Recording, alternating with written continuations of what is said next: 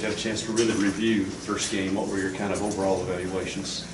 Really liked our effort and energy, like the physicalness that we played with, like the way we ran to the ball. We did a good job on first down, creating negative yardage plays, putting them behind the sticks, which we always thought important. And really the guys performed and executed the plan. So, I was pleased with it. We kind of obviously talked about it a little bit on Monday, and then we moved on and getting ready for a big game this week. Dan talked a little bit about that, about how a whole lot of running, last week and this week, La Tech likes to throw the ball a lot. And things. Is there anything you can kind of take from last week into this week? Every week is different, so not really. We're facing a different style offense this week. Obviously, there's going to be a little more tempo and a few more passes and that kind of thing. So we've seen that during training camp. That's why you have training camp. So, we'll just continue to work our game plan and be ready to execute. How do you change the mentality? How do you get guys to show more energy and more juice on Saturdays? More than last week, or you come into a new situation? Yeah. How do you change the mentality? Well, I mean, it's all about your habits, about your habitual traits. It really started back in January when we first got here, and getting guys to buy into the system and what we're doing. And during spring, we actually had a lot of team meetings early on to define things for players. In other words, define what a loaf is, define what effort to the ball is, define what a physical play is, define what a not physical play is. Because, I really do believe guys want to do well, and you can talk about it, but I think you got to show them and teach them. And it's not so much you're after them when you're doing it, that you are that at times, but you're also educating guys. You're defining things. This is what running to the ball looks like. This is what a physical play looks like. This is what playing tight coverage looks like. This is not playing tight. I mean, so you define things on tape for guys, and also I think it's important that their peers see it, because what your peers think of you as a player is important, and we're all in it together. We got a certain standard we want to play by, and got a certain identity that we want to play, and it's going to take everybody that's traveling or on the sidelines to do that. So we're all in it together. So we just got to make sure we have a good understanding. The pass defense was pretty much untested this past Saturday. How do you feel about it going into this week? Well, obviously we're going to get tested this week. I think our guys have worked hard. We're obviously going to get challenged this week, so we'll just have to wait and see. JT Grant kind of switched from linebacker to that more hybrid nickel role. Just how's that transition work for him? It's worked good. I mean, he's really playing a similar position to last year as far as he's on number 2 displaced. We've probably added a little bit of his arsenal as far as techniques and fundamentals and things that we ask him to do relative to that position. He's a very conscientious guy. He's got some talent to him.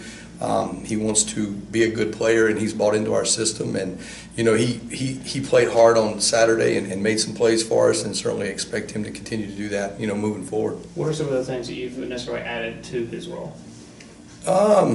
I would say the coverage element. There's probably a little bit more that we're asking him to do coverage-wise, from leverage on receivers to how you play them, to your technique in the zone, and that kind of thing. So I'd say we've expanded that a little bit, I think. What about, now that you had a chance to see the film a little bit, Willie Gay, what did you think about his first game action? Well, he did a good job. He went in and understood the calls, could communicate coming off the sidelines or coming over to the sidelines, after a series.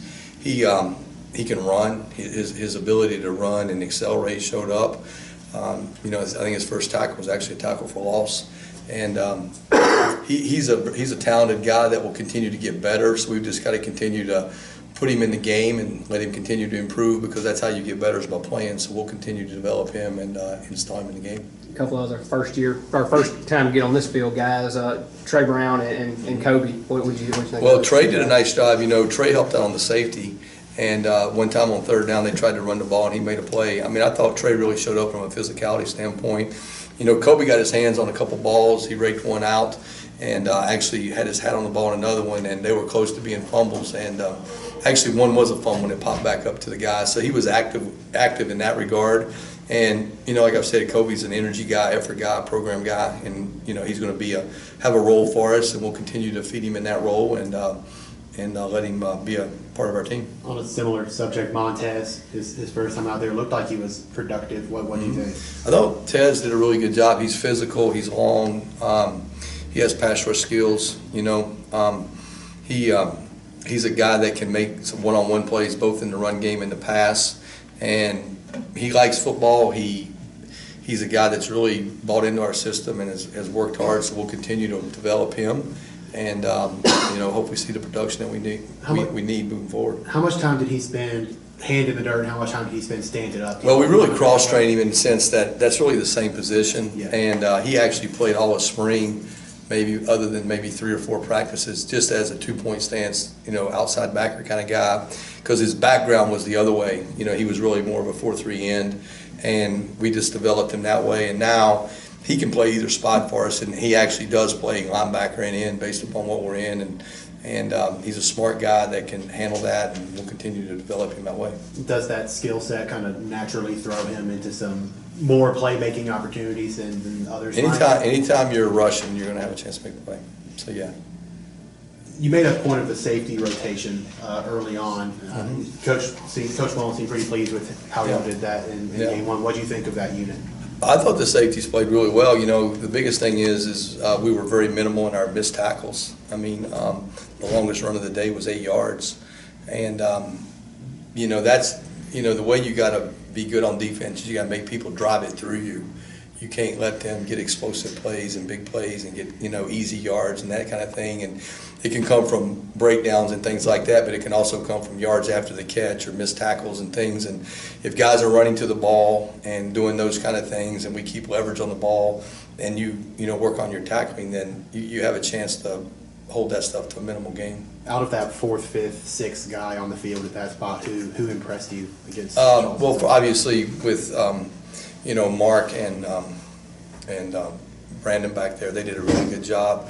You know, I was actually impressed with CJ and what he did, and you know, we'll certainly continue to develop him and put him in the rotation too.